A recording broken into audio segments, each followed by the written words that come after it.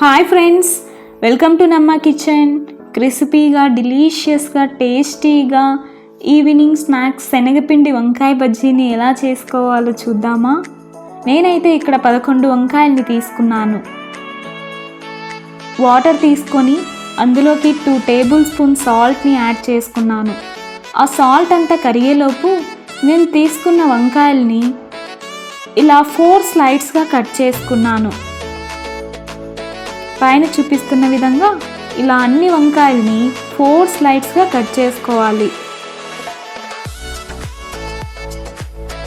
ఇప్పుడు కట్ చేసుకున్న వంకాయల్ని సాల్ట్ వాటర్లోకి వేసి కొద్దిసేపు నాన ఉంచాలి. ఇవి నానబడ్డ లోపు వంకాయ మసాలాని మనం ప్రిపేర్ చేసుకుందాం. తరిగిన ఉల్లిపాయలు, వెల్లుల్లిపాయలు, జీలకర్ర, వేరుశనగ విత్తనాలు తీసుకున్నాను. ఒక మిక్సర్ తీసుకొని జీలకర్ర, తరిగిన ఉల్లిపాయలు, వెల్లుల్లిపాయలు, వేరుశనగ విత్తనాలు, కారం, సాల్ట్ వేసుకొని ఇలా బాగా పేస్ట్ చేసుకోవాలి. ఇప్పుడు శనగపిండి మిశ్రమాన్ని మనం ప్రిపేర్ చేసుకుందాం. నేనైతే ఇక్కడ 3 గరిటెల శనగపిండిని తీసుకున్నాను. అందులోకి కొంచెం బేకింగ్ సోడా, 1/2 టేబుల్ స్పూన్ పసుపు,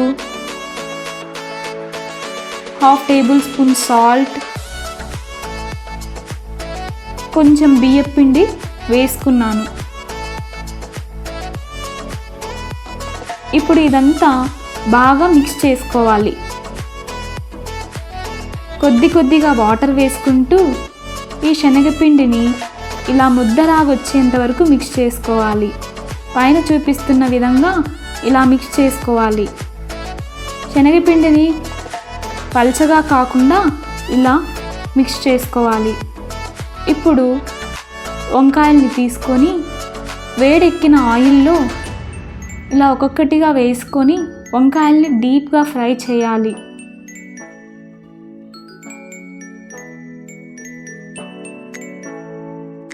ఈ డీప్గా ఫ్రై అయిన వంకాయల్ని ఒక ప్లేట్లోకి తీసుకొని ఇప్పుడు మనం పేస్ట్ చేసుకున్న వంకాయ మసాలాని ఇలా వంకాయలకి 4 స్లైడ్స్ వంకాయలకి ఈ పైన ఏ విధంగా పెడుతున్నారో ఆ విధంగా పెట్టాలి.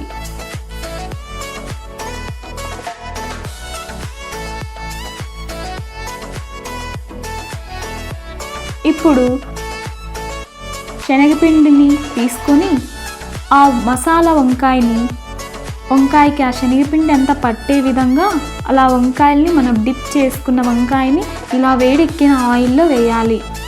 ఇప్పుడు ఈ వంకాయలు బ్రౌన్ కలర్లో వచ్చేంత వరకు మనం వంకాయల్ని ఫ్రై చేసుకోవాలి.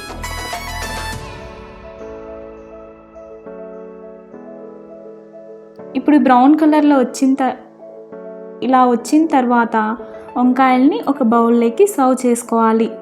అంతే ఫ్రెండ్స్, ఈజీగా ఈవినింగ్ స్నాక్స్ ఈస్ రెడీ.